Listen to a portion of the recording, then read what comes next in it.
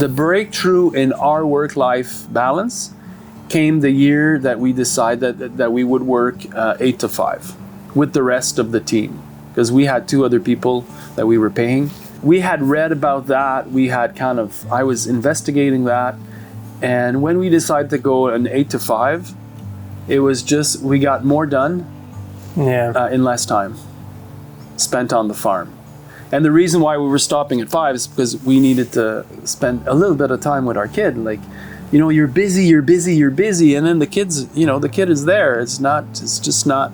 And Modelen was pregnant with our daughter. So we felt that we needed to, I couldn't work 15 hours a day like I was doing.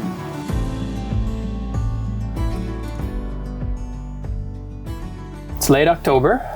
It's the end of season for a lot of farmers. Everyone's wrapping it up all across the Northern Hemisphere. So I thought it'd be a good time to talk about work-life balance this time of year and reflect on the season and whatnot.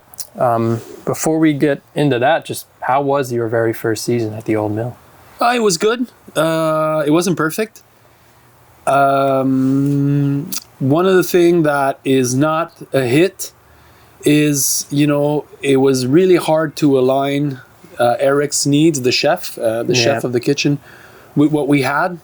Often I felt that we weren't in sync with what he wanted and what I had.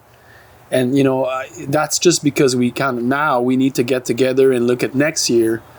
And we need to have a better look of perhaps menus ahead of time with him so that I can sync the production. So that's definitely something that didn't work perfectly, because I had, in many occasions, way too much vegetables. And in others, he would buy from other farmers, which is okay. I'm happy with. Besides that, weather, there was a lot of rain. Yeah. That didn't stop us from getting quality veggies. But I saw, and you see in certain beds, the lower spots, places where I see that there's fertility lacking in the beds. So I need to correct that. I'll amend them next year. And we planted a food forest. I just saw that for the first time. I'm excited to see more of it. We'll have to make a video about it. Yeah, so that was a big project. The other thing that was really good, however, was the greenhouse here. Yeah. We got some super good production in the summer, and we got to plant all these winter greens in time. That was good. I think we could have a lot more people at the Friday night little kiosk. I think that, that was good, but it could be better. Yeah. And, my energy level throughout the season was okay. I think I had a good time. It was really new to have, a lot of people came to visit. Yeah, in a lot of ways, it's like a show farm. Like, it's meant for people to visit and see, right? Which is not weird. A lot of people show their farm, but probably maybe even more so than a lot of farms, that it's meant to be a place to visit. For me, there was a lot of getting accustomed to that. I really wasn't used to it. And I'm not used to also not running crews like really tight. Yeah. So here was kind of different, because we need to have the flexibility to kind of chat and go over things with people and with the kitchen and with the staff. And I haven't done the bills. So until I do the bills, I don't know the outcome really. It feels like it was productive, but I need to do the bills pretty soon here to see if there's a bottom line or not. Yeah, but I guess regardless of how it went, you have a lot of information now to go off for next year. Yeah, it was. Yeah, and that's where my experience comes in, because I know that my first year won't be a success. I think year second is going to be much better. Year 3 is going to be where I want to be. Yeah. And so I know this. So I'm not overly concerned. And there's growing pains and setting up systems. And I've been through these motions. And this is my 4th project. So. And it's a unique one. Yeah. It's not your I guess your typical market where it's just sell to market, make it happen, and that's it. This is so many other things going on with it. Yeah. And your own life has so many other things going on. So it's... Yeah, I'm definitely wearing a lot of hats with the Market Gardener Institute here and our work together, you and I. And, I'm also involved with policy here at the local, national, and now at the international level. And I like putting time in that because yeah, it's powerful. So it's balancing all of that. So I guess that's your topic for today. Yeah, I know. And you're in a unique position to talk about it because you did hardcore market gardening in the very traditional sense that a lot of other people that are listening are doing. Yeah. Back in your early days, especially when it was, a small startup farm. Yeah. Well, I 2 years ago, I was... No. I mean, I just mean that one was super relatable to a lot of the people out there right now. And then you had FQT where I get it. You were running a huge crew, very intense. And so you have many different experiences that are relatable in different ways. So to start, let's go all the way back to before the Market Gardener book, your early days. Yeah. What did your work-life balance look like back then? These were foundational days. So, the book I wrote in 2011, and we started the farm in 2004. Yeah. So there's a big period of time there. When we started the farm, we had worked on another farm for a year and a half, and we started our own farm on rented land for another kind of year and a half-ish. So we had almost 3 years of experience, and starting the farm was a lot of work. Like, we were building the greenhouses, I was digging all the, the permanent beds, buying the equipment, I was building the house. We had one child that was like 3, running all over the place,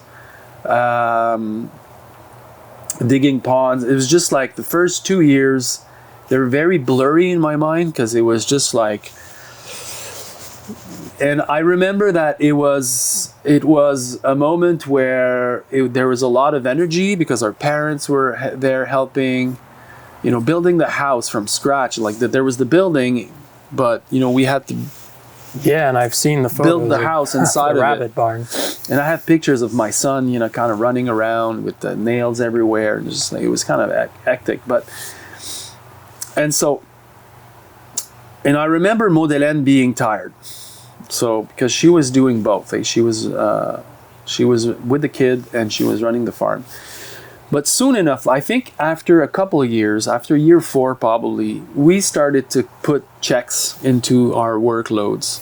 Yeah. And our family, spending time with our boy became a priority. And the breakthrough in our work-life balance came the year that we decided that we would work 8 to 5 with the rest of the team. Because we had 2 other people that we were paying. And we had read about that. I was investigating that. And when we decided to go an 8 to 5, it was just, we got more done in less time spent on the farm. And the reason why we were stopping at 5 is because we needed to spend a little bit of time with our kid. Like, you're busy. And then the the kid is there. It's just not. And Madeleine was pregnant with our daughter. So we felt that we needed to, I couldn't work 15 hours a day like I was doing, I was going to ask, how much were you working in the beginning? And I'm not surprised because I've seen it. Well, I've seen it in my own life as well when I was on a farm. And so the 8 to 5 was, you think, your biggest breakthrough in this regard? Yeah, the 8 to 5 was our biggest breakthrough. And again, it's hard for people to understand. Like, we knew about not working on Sundays because actually I see that you have an Elliot Coleman book. Is that where you got it from? Elliot was talking about the folly of working 7 days a week, how you're not as productive. Yeah. And so we applied that. So we had Sundays together as a family. But back in the day, I was getting up at 5:30, working from 6 to 7 at night. Yep. Getting everything done. These were big, putting all the greenhouses, setting up everything, building the house. It was just so much work. And at one point, it wasn't. And there was, what? My wife also wanted to work. And so we needed to time share the kid, if you want, Yeah. So there was also that, keeping kind of a check. Because I'm more of a worker. Like, I like to work. And so she was like, you know what, you need to make time to be with our son. Yeah. He needs a papa, and I think you need to tone down. So that was the first breakthrough, and I have another one. Yeah. And I talk a lot. I don't know if I'm talking too much. You never possible in this format. The other breakthrough, that I don't remember when that came, but we also at one point decided to take a week off in the summer. In the season. Yeah. Okay. At first we took each one. That didn't really work out because we wanted to be a family. Yeah. So we did that first year. We planned each one would leave for 5 days. And then the next year we planned to have a week off as a family, going camping.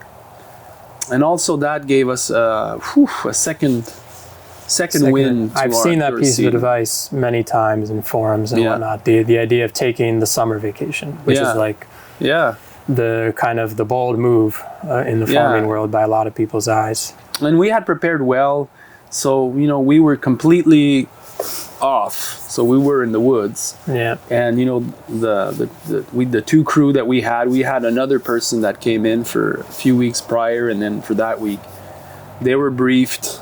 And then if something went wrong, we weren't there. Yeah. Was work-life balance something that you were really actively trying to improve upon during these years, especially after the first few, let's say? And did you seek out help? Did you have community resources that were coming in? Like, what kind of support did you get, or did you seek out to help in that regard? For us, it was never about bringing more people to work on the farm. Yeah, I guess I wouldn't expect that, yeah. It was really trying to figure out how to just do things more efficiently. That's always been kind of our North Star. Yeah. That's kind of how my brain functions. Like, I operate like that.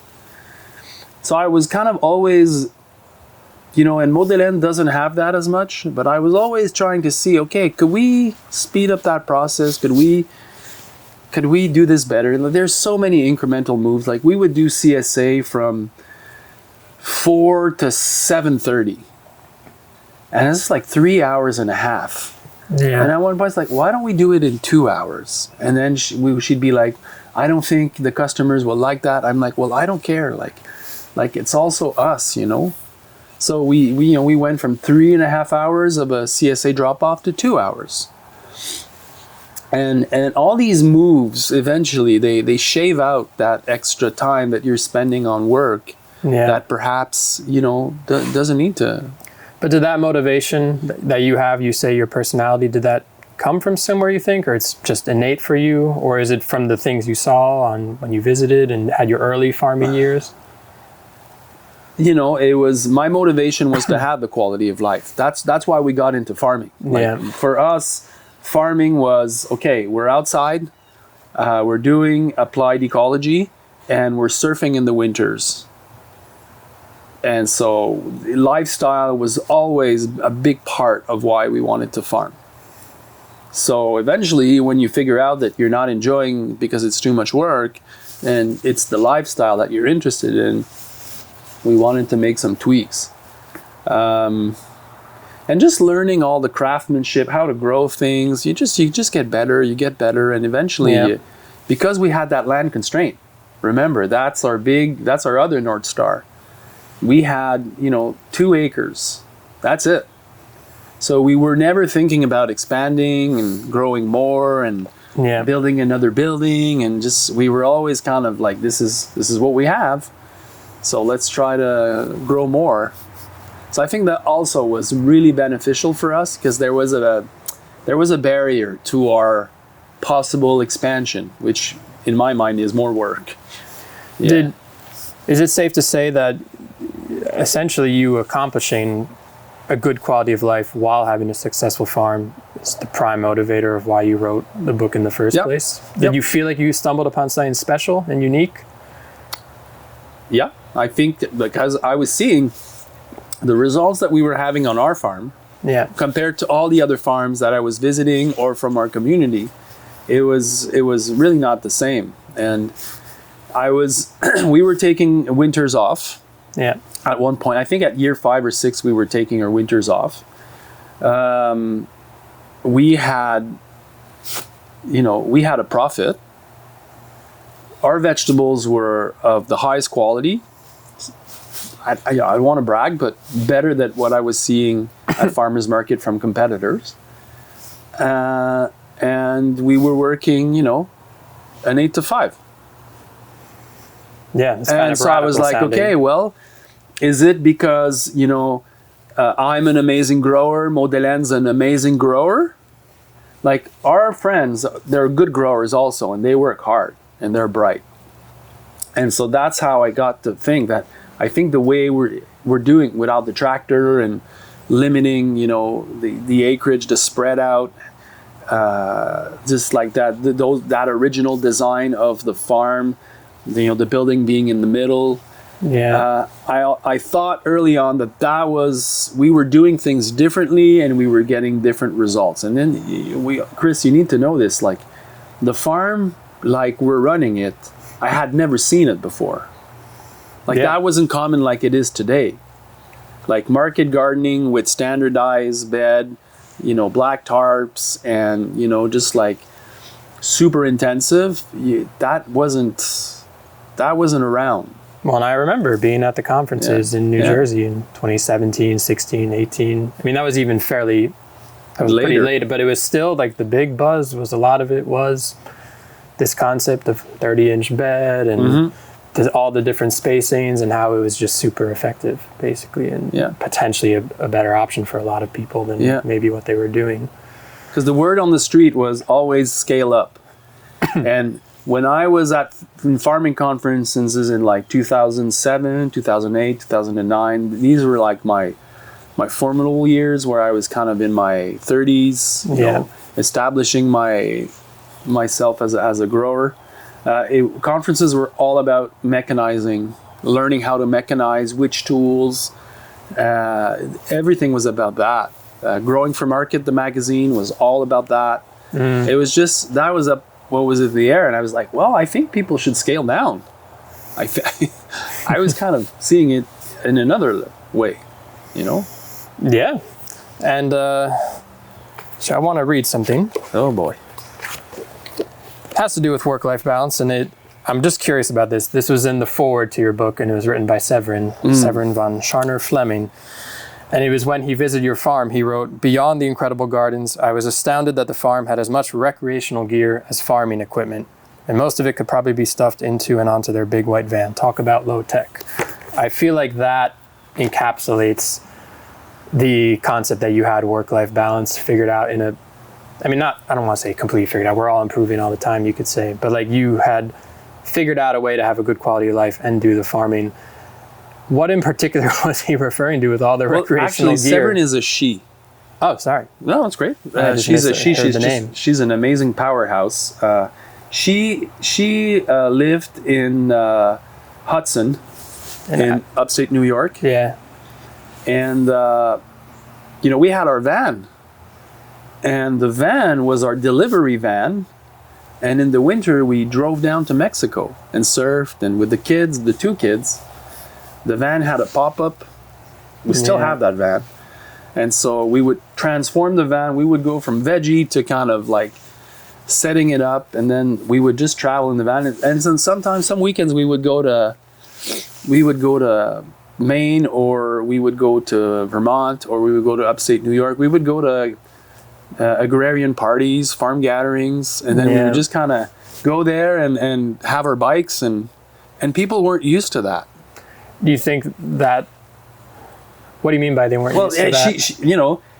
They were having their parties, their Grange parties, and we would just kind of arrive at the party and say, "Hey, we're farmers from Quebec," and they were like, "Who are these people?" Yeah, and you're speaking French, and you probably had more of an accent. Yeah, and then my wife and I would dance and have fun, and the kids would be there, and it's just we were kind of hippie.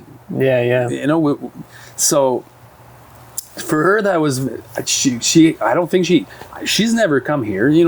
people don't do that. Like, why don't people? You come would have here? fit in at my farm. I would have liked to come at your farm, and I think we will go to New Jersey. But Yeah. so that's what she saw, and I've always been an adventurer. I like adventures. I like going, meeting people. So we would just do that. Did that connect with you when I just saw this recently because I was flipping through Elliot Coleman's book? He talks about adventuring, how he was an adventurer, rock climber, and this and that, and he has an entire chapter, I think, dedicated to the adventure of organic farming. Did that speak to you? Yes, very much did. I think it's not a secret. A lot of my mindset, a lot of my references are from Elliot's work. Yeah. When he talked about the topless mountain, that was winter farming for him. It's like you're never reaching the summit because there's no summit. You're always. This was captivating for me to see farming in that light. I was very excited about learning, and I was very excited about improving, and I was seeing that I was getting good at this. But he was just there saying, even if you're good at this, it's just never ending. It's never ending, and I know you have his book, and that would be something that we could ask him. But I know that for Elliot, his career in farming was not work-life balance. It was work, a lot of work. And I've heard him a few times talk about the fact that it's just he did put a lot of his good years on the farm and perhaps not on other things. Yeah. And so I was also kind of mindful of that. I didn't want to overdo it and then have regrets or just, Yeah, but I feel like probably to him it was the best quality of life he could ask for, perhaps. Yeah, I think also he was really a pioneer, and I think young people perhaps listening to this are just not so aware. Like there's a point where organic wasn't popular. You were really against the grain, and so building a farm, learning how to do all these things. He, from his sayings, he would go to the library and kind of research, peruse things on organic farming, trying to find information. It's just there was no information. The chemical industry had lobbied everything outside, threw everything outside the window. And so homesteading, building the farm, economics, it wasn't like today where you open your farm stand and people come and they're like, okay, we want organic food. It was just, they had to build that, just the word. Nobody knew what that meant, Yeah. There's a few things you said we're going to circle back to. I'm going to keep them in my mind, but I wanted to first ask you, why do you think work-life balance is such a notoriously difficult thing for farmers in general, it seems? Okay, so two things. First of all, the farm is an endless amount of work. So there's always work on the farm. So that in itself, by design, if you're not limiting yourself and if you're not putting checks and if you're not efficient, you just, you can work all the time. Like I could be here all the time. So that I think is the first thing. And then the second thing is that the nature of the work requires big commitment of time. And so I think sometimes the boundary is slim, working hard enough, long enough hours, but not too much. Like that little sweet spot, I think is hard to have. Yeah. Because you need to put long hours and you need to work hard. But what's the too much? Where's the too much, And I think it really comes down to self-assessing that. And then sometimes, with too much for you and too much for your wife or for your boyfriend, your husband, not the same thing, Yeah. So yeah. It's like a farm is like having twins. Like it's just like it's crazy. Do you also think there's a problem of expectations? A lot of people just have maybe not the right expectations, and so they're working a lot harder than they thought maybe they. I think they're not well prepared. Yeah. Like from my experience, because I've trained farmers, growers that are well prepared, and they get a success fast because they know what they're doing. I think people are improvising a lot,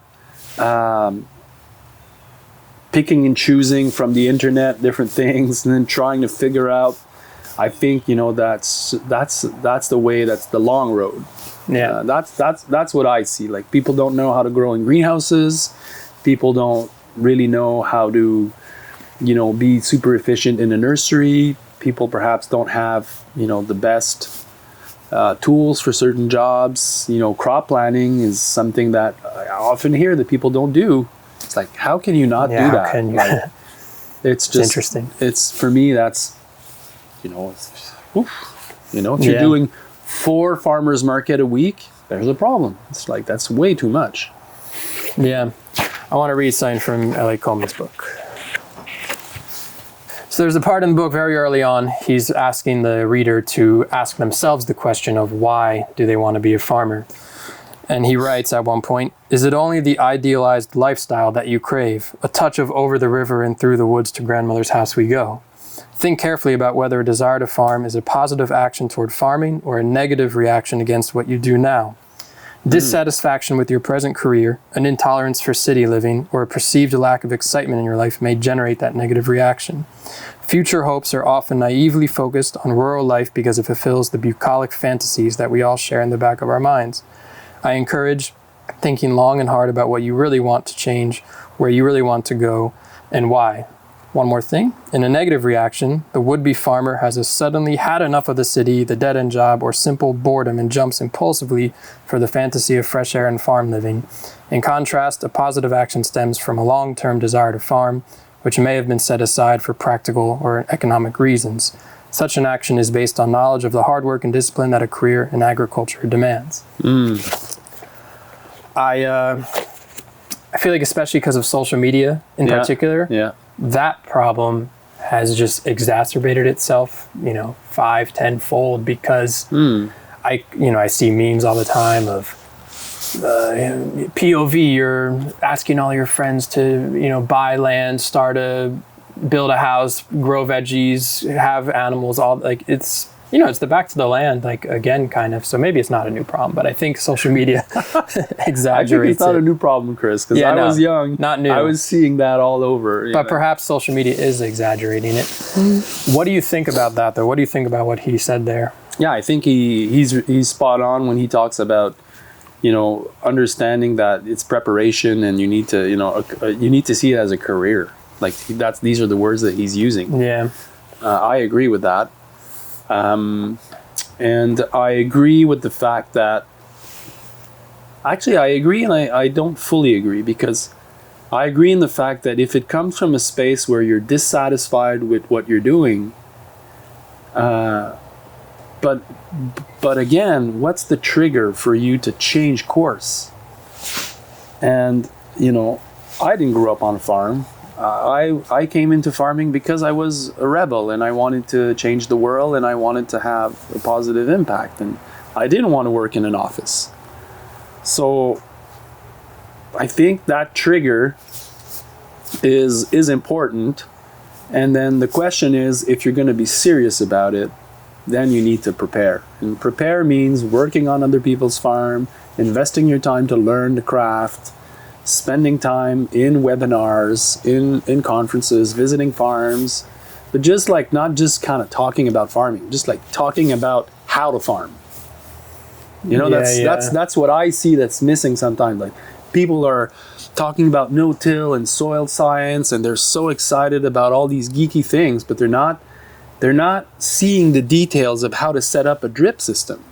They're not seeing the details of how this greenhouse has little things that make a difference, and these are the important things. Do you think simply taking your farm really seriously is a really important aspect of having a good work-life balance? Because if you don't, it's going to consume you. Yeah, I would say, and you've been there, Chris, like, I would say people do take their farm seriously because they're putting a lot of time in them. Yeah. What I'm questioning sometimes is the level of competency And we don't all have that from the get-go. These are acquired skills. But how dedicated are you to improving what you're doing? Like that for me is when I talk to people, when I do some consulting work or I visit farms, like I see that, like either people have that or they don't. And all the growers that have become really good growers that I've seen that had no experience or little experience, and then 5 years later I see them and I'm like, this is epic. Like your farm it's better than mine. And it's because they had that, like I want to improve. So I come, like the people that come and visit me. Like I went and visited Elliot Coleman when I was young because I wanted to figure this out. Who comes and visit me? Not everyone. Why not? You know, people know that we're a good space for practical reasons. We're doing things pretty good. So there's people that said, yeah, I'm from Texas. I drove. I wanted to see the farm. I wanted to understand. Like this is the kind of mindset that you need to have. Do you think people not doing physical visits more is also just related to the internet now, that we see so much there, so people are less motivated to visit physically? Yeah, perhaps. But, before internet, people weren't visiting that much either. But you think it's really important to visit physically? Yeah, I think it is. I think going to farming conferences in the winter. Yeah. We might be getting a bit off topic with work-life balance, but for me, like that, my message is competency is how you get there, Yeah. I want to go back to winter farming. You brought it up earlier about the topless mountain, I think is what you said. Mm-hmm. How does winter farming fit into work-life balance? Because, for a lot of people, the balance of work and life as a farmer is the fact that they have winter off, and that's why they can slug away so hard all summer. Yeah. So how do you... And I agree with that. How do you fit winter farming into a farm that feels like they really need that? Yeah, I agree with that. Like, there's nuance there. I was happy for all these years not to do winter farming because I was writing a book, I was traveling, I was surfing, I was hanging out.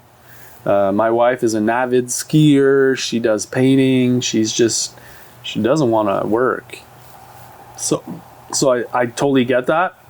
And then that was just like because of the restaurant and because I was at FQT farm for all these years, this was pushing the limits of what we can do. So there was really an R&D kind of thing for me there.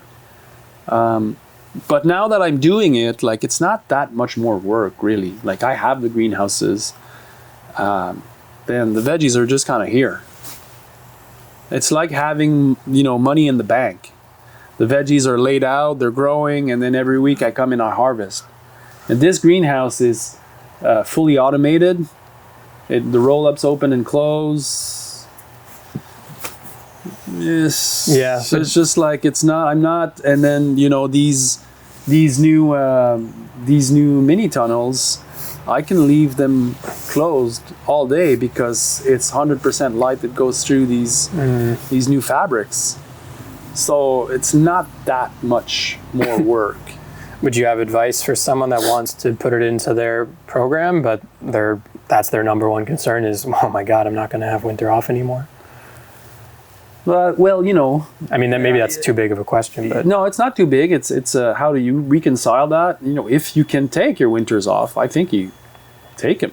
Yeah. If you can ski all winter long, go. If you can surf, go down to Baja and surf, or Mexico, do it. But I think the economics is not always simple, and so if you have all the infrastructure and you have your clients, and then I always advise people to take at least 3 weeks off. Like that's a minimum. Like 4 weeks is better, but 3 weeks, you should take 3 weeks off. Like in the wintertime. Yeah, it's just like finish your season, Christmas, take 3 weeks off, do something else, change your airspace. And the veggies are there. They're not going away. And then so there's all sorts of ways to module this. But is there potential that winter farming can actually help someone take those weeks off in summer because it takes off some of the economic load? Are these possibilities? Yeah, that's a great question. You know what? I don't think so. Yeah. I think that's probably some amazing growers can pull that off. And I know Elliot talks about that, but in the end, he was working in the summer also. So I don't think it's very realistic to say I'm going to take my summers off and farm in the winter. Like, the growing season is 10 times better in the summer. Like, yeah, you can grow higher value stuff. Yeah, right? And then just like people are into it. It's so really, like, if you break down the economics, like the winter months are not as profitable as the summer months, like, for sure. So yeah, I don't think that's realistic. I think that's a little bit of smoke screen. Yeah. It's just a nice idea. Yeah, exactly. It sounds good. Sounds good. But in reality, it's pretty unlikely to make that work. Let's unbolt that theory. Like, and you know, perhaps some people can prove us wrong. It's like, hey, no, that's what I do. Well, I'd like to hear that story. I've read it in a group. Like, someone said they take some time off in summer because they go hard in winter. Yeah, but are they in Texas? Yeah, exactly. And then there's just that, like, for them, it's like their winter is our summer. For sure, there's a lot of other questions there that are to be answered. Yeah, because when it's 100-degree Fahrenheit. But winter farming is still something you're really passionate about right now. Yep. You just had a new book. Yep. About that. Yeah, but like it's great. Like it's just like, we did 7 years of R&D at FQT Farm of how to do this, and now I'm applying this and it's working. It's fairly simple. Yeah. But to get to that, you know, all the principles of how to do it we needed to really test and trial. And I got a lot of the research from Elliot's book and from other growers, Sandy and Paul Arnold in upstate New York. I think you know them. I've heard of them. You've heard of them. Michael Kilpatrick back in the days was somebody that we were doing a lot of research with, and just visiting farms in Maine and Vermont and New York. And then no one was doing this here in Quebec. Like, and now there's a lot of people doing this. There's a movie coming out. There's a movie on winter farming. It's really epic, following 3 farms that are doing winter farming, 3 different scales of farms. And the subject of work-life balance comes into that. Because that was one of the 3 farms, that was their goal. And they're realizing that, you know, it's not working out. They're not making enough money in the winter to pay for their lifestyle. Yeah, and I feel like some people that are doing the winter farming thing also are people that are motivated to do the full diet kind of farm. I feel like just because the motivation is feeding people their entire diet all year long. Mm-hmm. So I think there's those kinds of farms. Yep. And I also wonder about them and work-life balance and how, because that just seems so difficult to manage all those things. If you bring animals into forget it. Like, if you're bringing animal, you're dead. Like, you don't have a life anymore, in my opinion. But I guess some of these people, it's multiple people, so perhaps that's how they but you know, multiple people doesn't solve everything, because the problems on farms is people. Like, that's the main issue all the time. It's like, unless you get along with someone really well and there's a lot of history, or it's like, it's not easy to work with other people. My farm back in the day was a cooperative with a lot of different people involved, and for sure it was always a challenge of just trying to make that whole model work. Yeah. I'm not convinced it's impossible, but it's hard. Yeah, and are you convinced that, you know, when you were doing it, probably you were thinking, this is the way.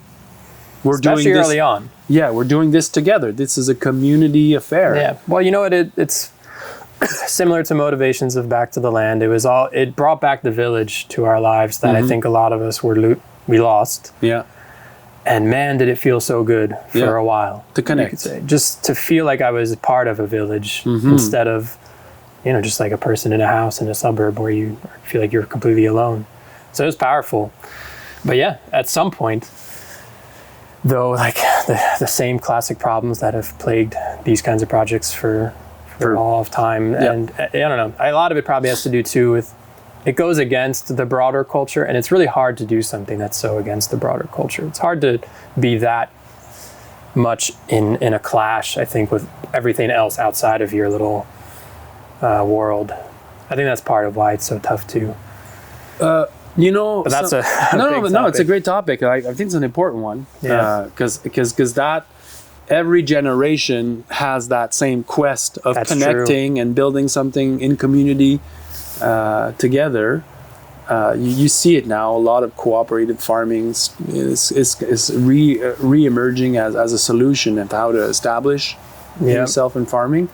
That was what we thought. You know, we were kind of a commune. Yeah, because you had like woofers and all kinds of people coming, and right? just and then we were doing Vipassana meditation, so we would host people that were Vipassana meditators, and it was just, and then at one point it all got kind of blurry of what we were, and we were attracting people, and then people were dissatisfied. People were saying that we were liars, and then we were exploiting them because everything was so non-defined. Yeah. It was unclear what the status. And then at one point, we're like, you know what? This is our farm. I'm the boss. You work for me. I pay you. You do the work. That's it.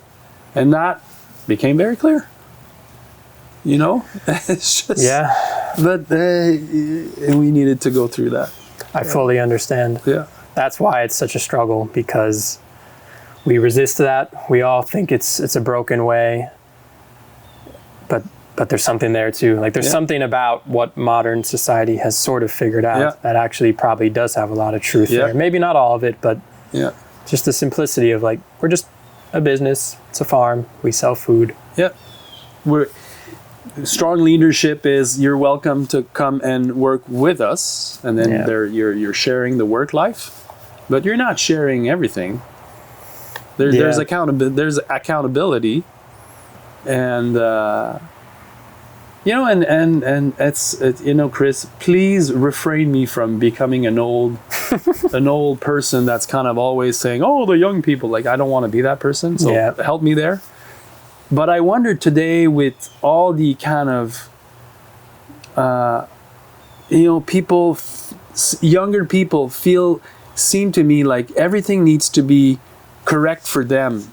Like, struggle is not an option anymore. Like the world needs to be organized so that, you know, nothing is against revoking or the whole anti-fragile thing. I wonder how that plays out into trying to build something with a group.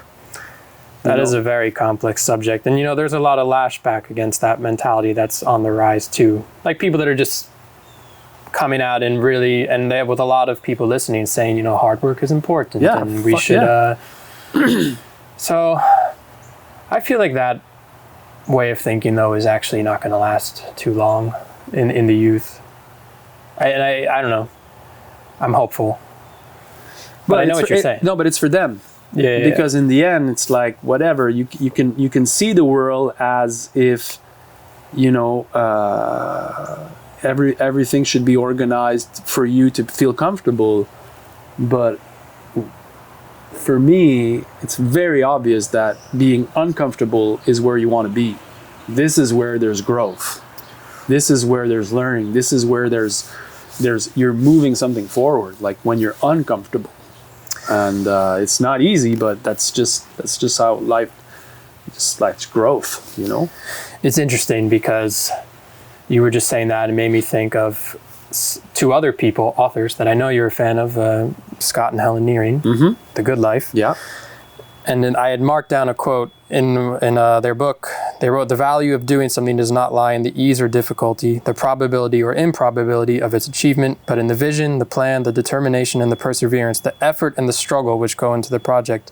Life is enriched by aspiration and effort rather than by acquisition and accumulation." I agree.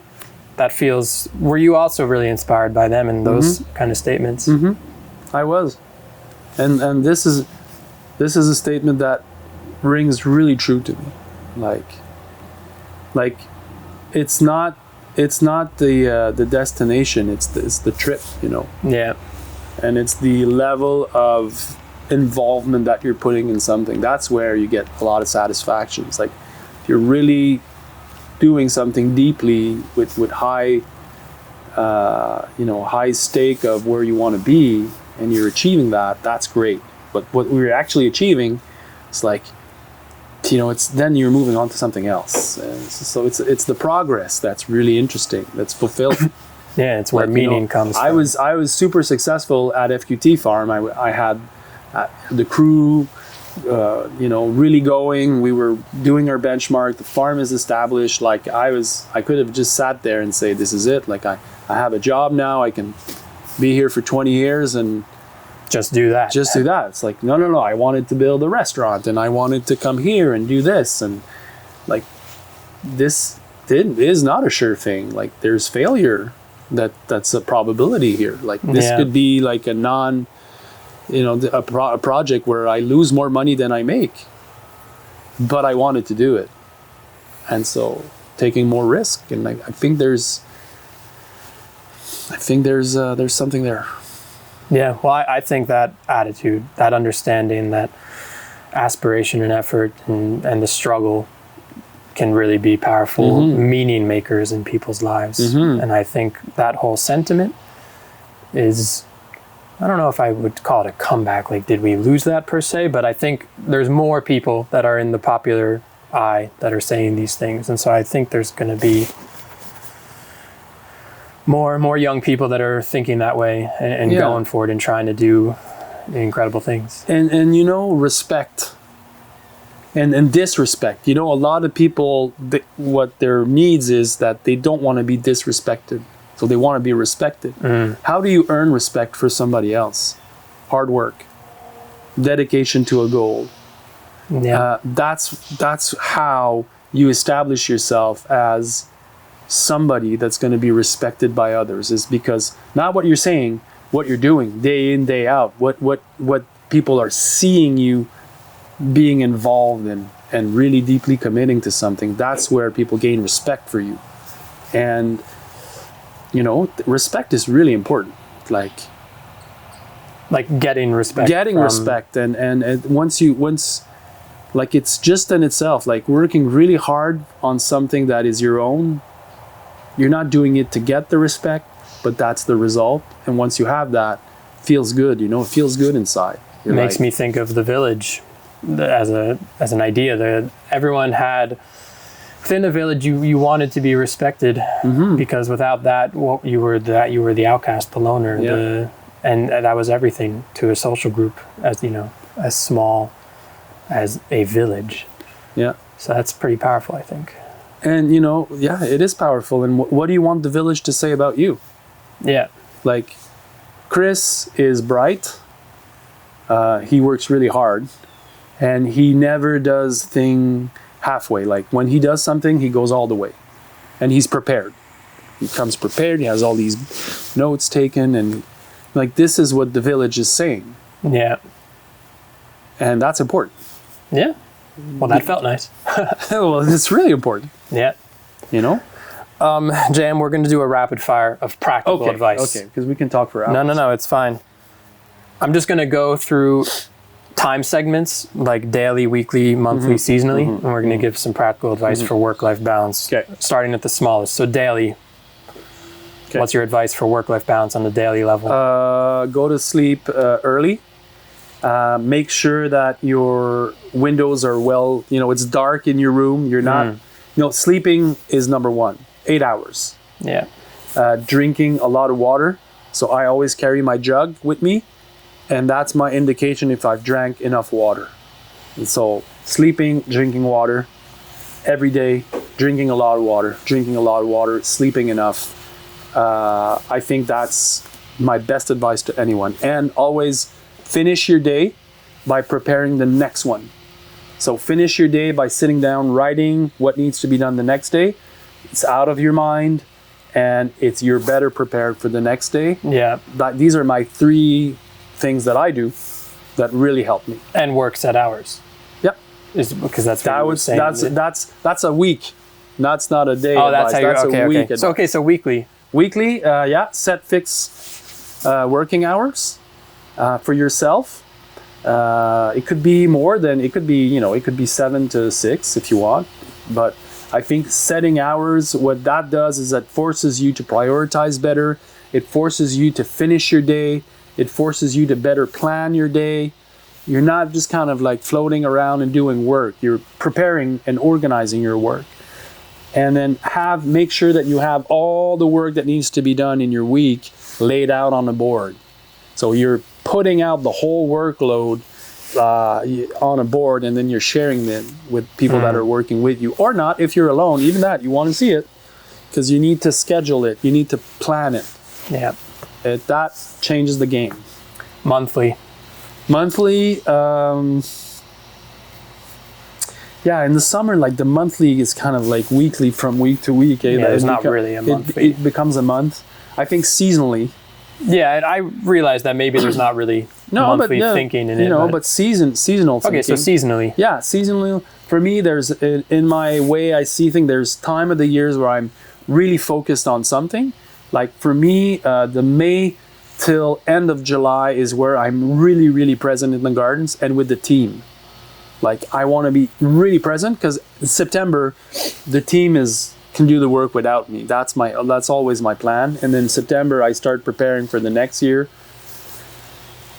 I supervise I take charge of supervising the winter farming. But for me, I kind of have 3 seasons in a year. I have May till August. That's heavy farm year. I have September till November. It's kind of planning. And then I have my winter months where I'm kind of less, I'm kind of more. Yeah.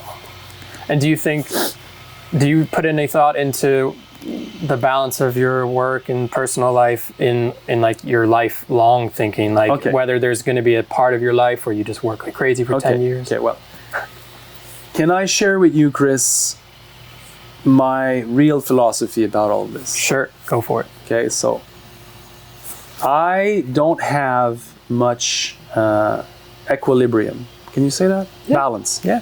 Like, I don't have balance in my life because I'm an excessive person. Like I'm really intense in what I do. I really want to, I go deep. When I have fun, I have a lot of fun. When I work a lot. When I read, I devour. I'm intense. So through the years, because I'm 45 now, I know myself, I've figured out that I don't have balance. So I try to compensate with harmony. Harmony is what I want to have. I want to have harmony in my work, in my family, in my friendships, in my time. I want things to have harmony, because I'm very excessive. And that for me, when I realized that, I was focusing on something else, like, because I wasn't getting balanced. Like I'm not a balanced person.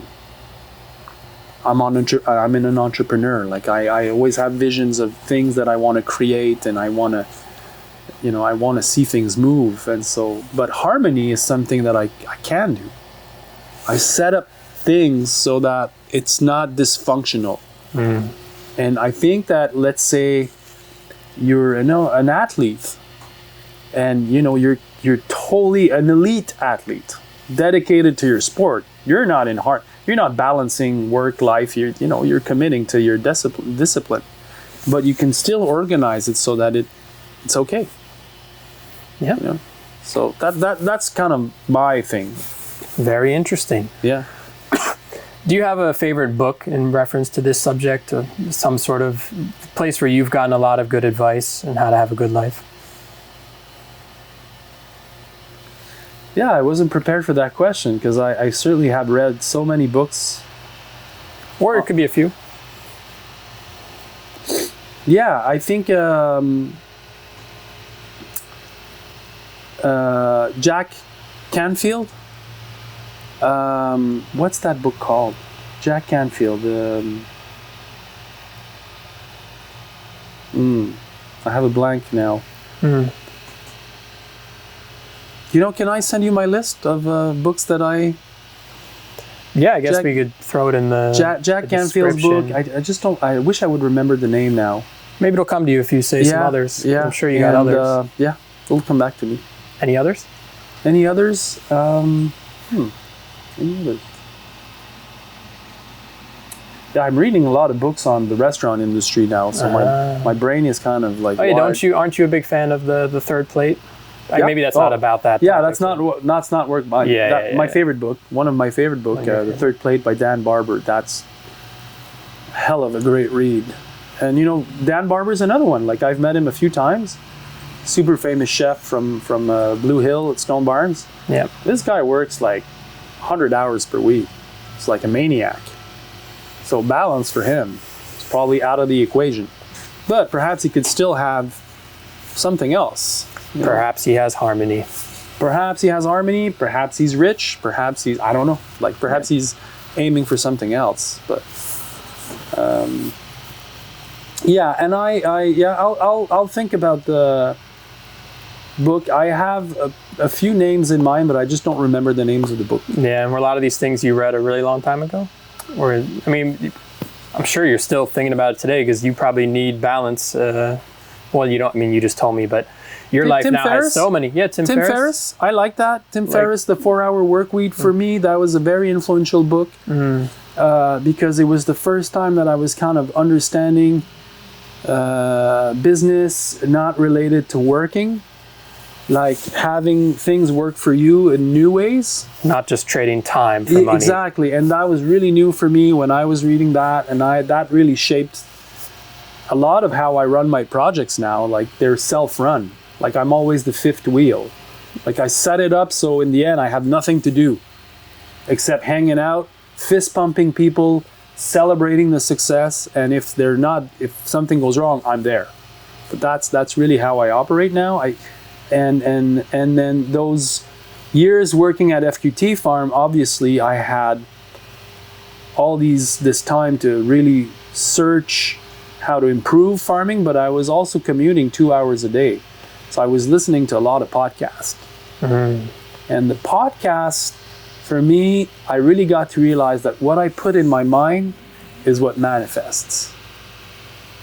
And at one point, I was self-imposing, listening to spiritual things and messages of, abundance and how to bring that in your life. Like I was getting, it's like a mantra. Like I was listening to these podcasts because I knew that they were good for me. Yeah. And so. Okay. Well, it's starting to rain. Yeah, it's starting to rain. And I know that one of the cameras had a limited record time at the moment, so we're going to wrap it up there. Okay. Good chatting. Very nice chat, man. Let's do it again. Absolutely. All right. Be well, everyone.